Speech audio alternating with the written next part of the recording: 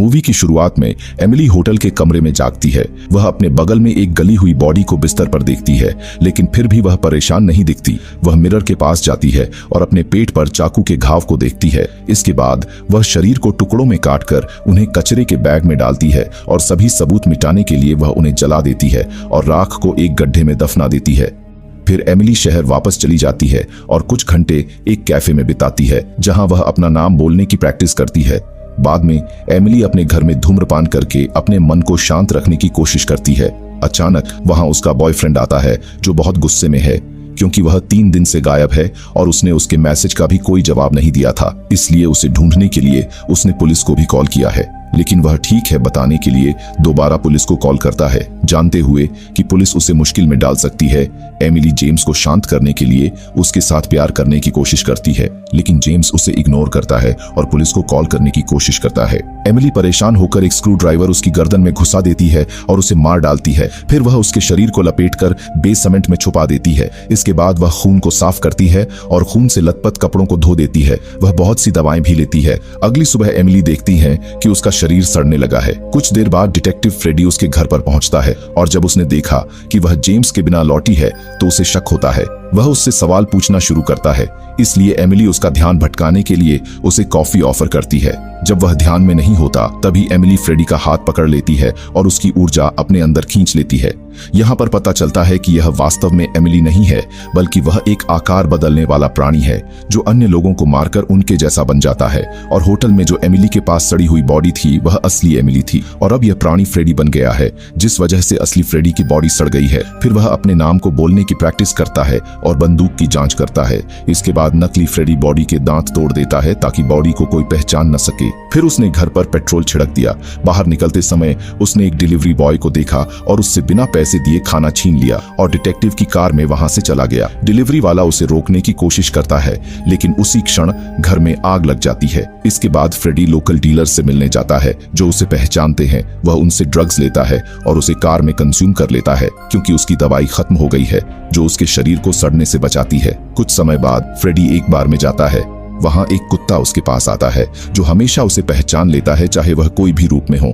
वह बार में बैठकर बार टेंडर से जूलिया के लिए एक ड्रिंक मांगता है। जूलिया हैरान हो जाती है कि फ्रेडी को उसके पसंदीदा ड्रिंक के बारे में कैसे पता, पर फ्रेडी जोक मारता है कि उसके पास शक्तियां हैं। लेकिन वास्तव में वह हर रोज अलग अलग बॉडीज बदलकर बार में आता है और जूलिया को अकेले ड्रिंक करते हुए देखता है। वे बातचीत करना शुरू करते हैं और एक दूसरे को पसंद करने लगते हैं, इसलिए वे बार के पीछे गली में जाते हैं और किस करते हैं। अचानक फ्रेडी को पेट में दर्द महसूस होता है और उसे घबराहट होने लगती है, इसलिए वह जूलिया को वहां से जाने के लिए कहता है। फिर उसे पता चलता है कि यह एमिली के शरीर का घाव है। उसको चिंता होने लगती है क्योंकि घाव के साथ वह ज्यादा देर तक इस बॉडी में नहीं रह सकता। अपने घाव को पकड़ते हुए वह सड़क की ओर बढ़ता है और एक कपल को डराने के लिए अपने पुलिस बैज का इस्तेमाल करता है। वह रेचल को तुरंत बाहर निकाल देता है, लेकिन फ्रेडी सैम को रुकने के लिए कहता है। सैम अपनी रक्षा करने का प्रयास करता है, लेकिन फ्रेडी उसे मारकर उसके जैसा बन जाता है। इसके बाद नकली सैम कार को एक प्राइवेट जगह पर ले जाता है। फिर वह हथौड़े से बॉडी को नष्ट कर ही रहा होता है, लेकिन तभी उसे अपनी पत्नी का कॉल आता है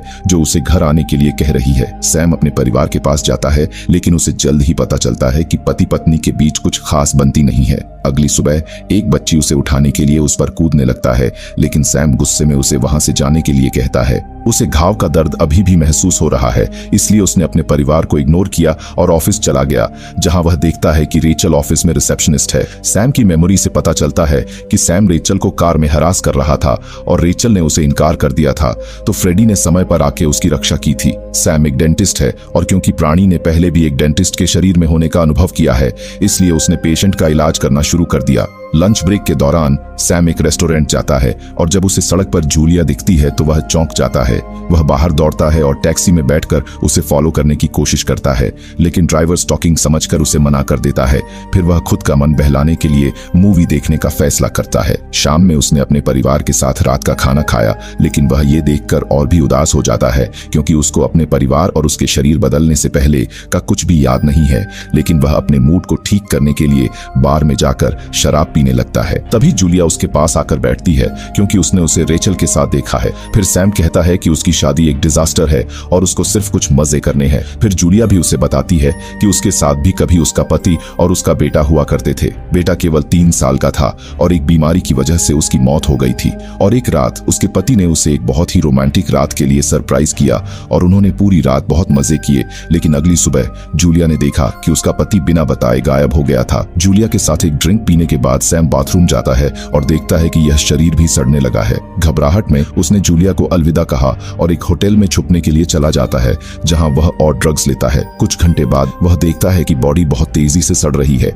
इसीलिए उसे जल्द ही एक नए शरीर का शिकार करना होगा। उसने रेचल को कॉल किया और उससे माफी मांगी और फिर उससे आने के लिए कहा क्योंकि उसे बीमारी हो गई है। कुछ ही क्षणों बाद रेचल होटल में पहुंचती है लेकिन सैम दरवाजा नहीं खोलता, बस उसे अंदर आने के लिए कहता है। जब रेचल देखती है कि कमरे में रोशनी नहीं है तो वह बहुत सावधानी से बिस्तर की ओर बढ़ती है, लेकिन तभी सैम ने उससे पकड़ लिया और उसके शरीर को अपना लिया। नई रेचल सड़े हुए शरीर को देखती है और दवाई की ज्यादा डोज लेती है क्योंकि उसे पता है रेचल के पास इन दवाइयों की चाबी है। सुबह रेचल बॉडी के टुकड़ों को बैगों में डालकर उसे बार में ले जाती है और जला देती है। हालांकि इस बार उसे एक पड़ोसी देख लेती है जो पूछना चाहती है कि क्या उसने बान के मालिक को कहीं देखा है। रेचल एक शब्द भी नहीं कहती और तुरंत बिना किसी बहस के चली जाती है। फिर वह डेंटिस्ट के ऑफिस में वापस जाती है जहां वह अपनी एम्प्लॉई की का उपयोग करके बहुत सारी दवाएं ले लेती है। उसके बाद वह अपने अपार्टमेंट में जाती है और बहुत बार दवा लेती है इस उम्मीद में कि शायद इससे उसका शरीर सड़ने से बच जाएगा। शाम को वह बार में जाती है लेकिन उसका बॉयफ्रेंड टॉमी उसे दूर से देख रहा होता है। कुत्ता फिर से उसे पहचान लेता है। वह जूलिया के पास जाकर बैठती है।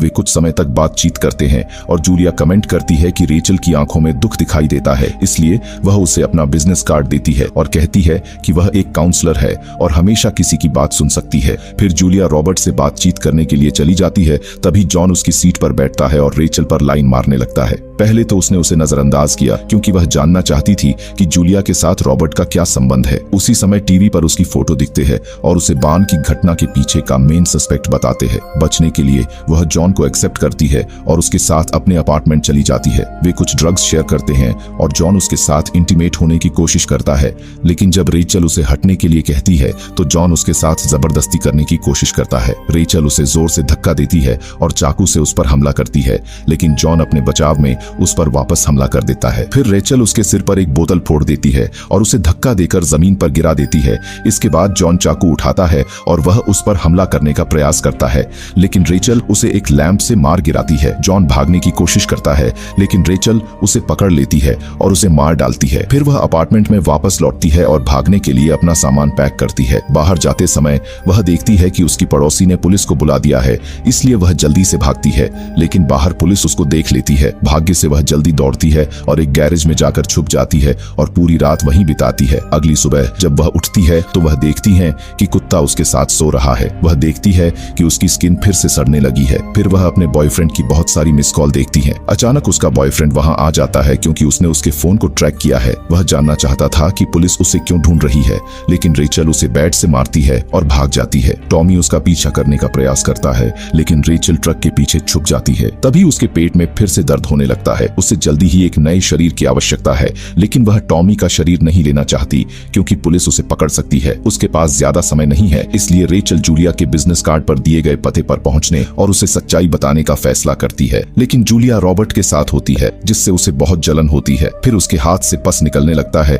जिससे वह जूलिया की बजाय रॉबर्ट का पीछा करने लगती है। वह उसके घर तक उसका पीछा करती है और डिलीवरी वाली बनकर उसके घर आती है। जैसे ही रॉबर्ट दरवाजा खोलता है, वह उसके शरीर के लिए उसे मार देती है। उसके बाद नकली रॉबर्ट फोन करके जूलिया को बुलाता है क्योंकि वह अपनी भावनाओं का इजहार करना चाहता है और जूलिया भी मान जाती है। उस रात वे एक दूसरे की कंपनी का आनंद लेते हैं और कुछ देर बात करते हैं। रॉबर्ट उसके साथ फ्लर्ट करता है और उसे किस करने लगता है और फिर दोनों बिस्तर में एक साथ सोते हैं। उसी बीच जूलिया रॉबर्ट के पेट का घाव देखती है, लेकिन रॉबर्ट उससे घाव को इग्नोर करने के लिए कहता है और दोनों रात भर मजे करते हैं। उसके बाद जूलिया और रॉबर्ट एक रिश्ते में हो जाते हैं और वे बहुत खुश रहते हैं। वे डेट्स पर भी जाते हैं और फुल मजे करते हैं। रॉबर्ट जो चाहता था वह उसे मिल जाता है और उसे एक नए बॉडी की आवश्यकता भी महसूस नहीं होती।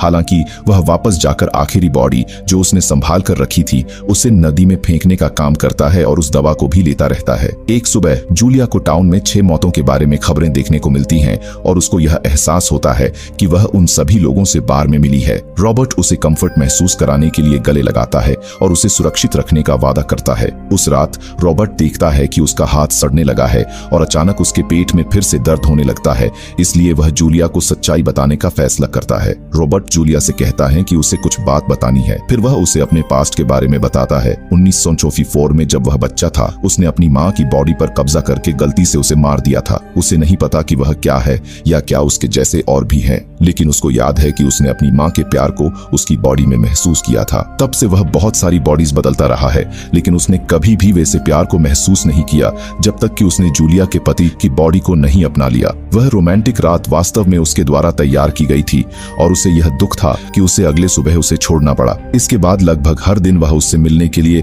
अलग अलग बॉडीज बदल कर आता था। शुरुआत में जूलिया उस पर विश्वास नहीं करती, लेकिन जब उसने रोमांटिक रात के बारे में बताया तो वह डर जाती है और अपने बैग से टेजर निकाल लेती है। रॉबर्ट कसम खाता है कि वह उससे प्यार करता है और उसे कोई चोट नहीं पहुंचाएगा। हालांकि जूलिया बहुत डरी हुई है और इसलिए उस पर टेजर से हमला करती है और फिर कुछ मुक्के भी मारती है। बचने के लिए रॉबर्ट उसे टच कर लेता है और वह जूलिया में बदल जाता है। अपने लवर को मार देने की वजह से वह पूरी तरह से टूट जाती है। फिर वह बाहर जाती है और एक ड्रिंक लेती है। फिर उसने बारमैन को धन्यवाद दिया क्योंकि वह हमेशा उसके वहां रहती है। उस रात जूलिया बॉडी नहीं बदलती और अपने शरीर को सड़ने देती है, लेकिन मरने के बजाय वह एक ककून में बदल जाती है जिसमें वह पूरी रात बिताती है। सुबह उस कोकून से एक आदमी निकलता है और जल्दी से मिरर की ओर भागता है और फिर वह एक ओल्ड मैन को देखता है और मानता है कि यह रियल में वही होगा, लेकिन वह इसका मतलब नहीं समझ पाता और सोचने के लिए एक पार्क में जाता है और जल्द ही उसका साथ देने के लिए वहां वह कुत्ता भी आ जाता है। और इसी के साथ यह मूवी खत्म होती है। ऐसी ही मजेदार वीडियोस देखने के लिए चैनल को सब्सक्राइब कीजिए।